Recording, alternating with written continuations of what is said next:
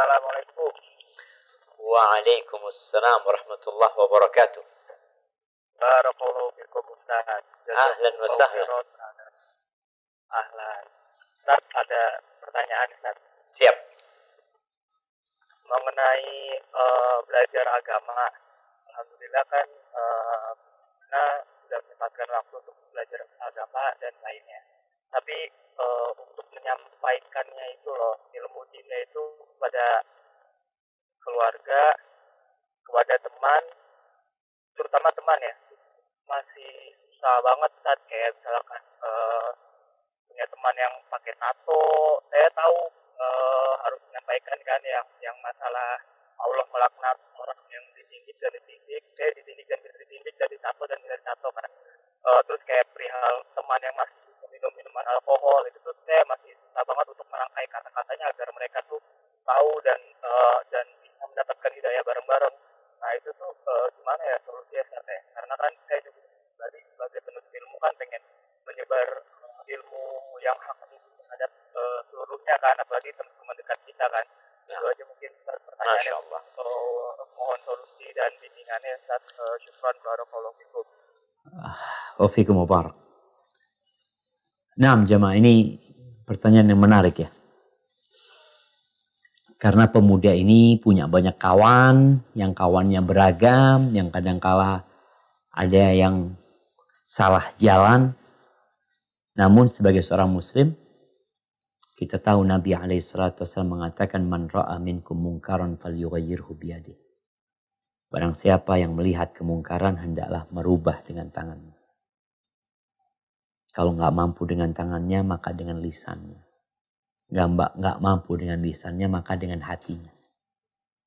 Yang mengingkari kemungkaran dengan hati, konsekuensinya itu meninggalkan tempat kemungkaran tersebut. Kalau kita nggak bisa umpamanya merubah teman-teman yang lagi minum minuman, ya kita harus tinggalkan tempat itu.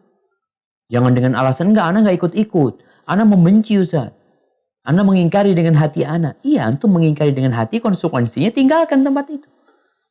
Jangan tetap berada di sana.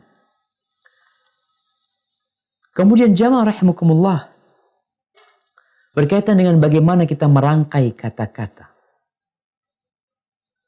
dalam mengajak kawan-kawan kita. Langkah pertama itu adalah membaca. Kawan kita ini termasuk yang seperti apa? Para ulama menjelaskan ada 3 kondisi objek dakwah kita.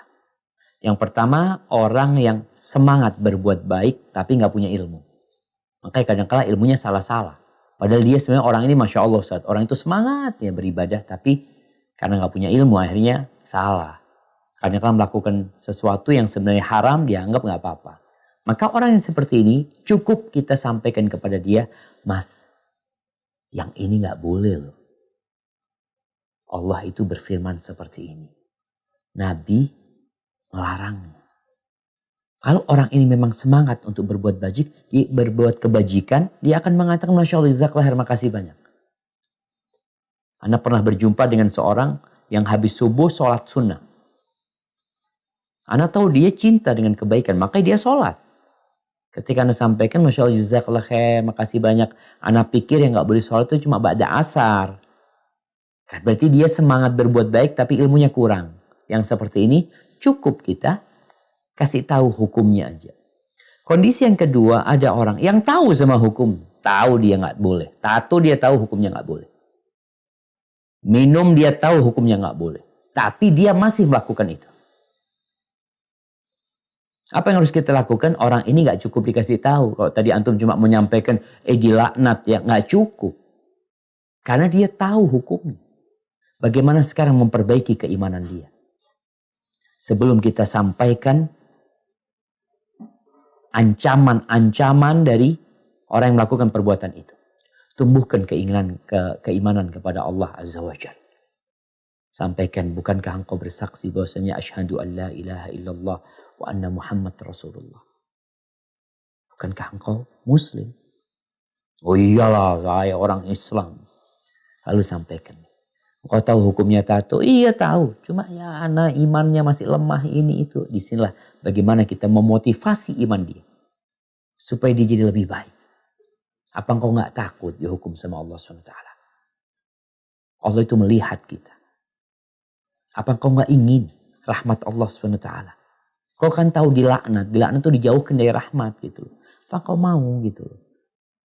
Terus kondisi ketiga ada orang yang mendebat. Bandel dia. Kasih tahu. Dia mau nggak apa-apa tato kata dia. Yang nggak boleh itu apalah. Mungkin dia akan. Berarti ini punya ilmunya salah. Perlu dialog.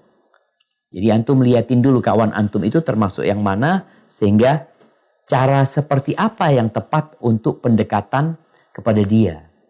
Terus yang keempat. Jangan lupa untuk mendoakan mereka.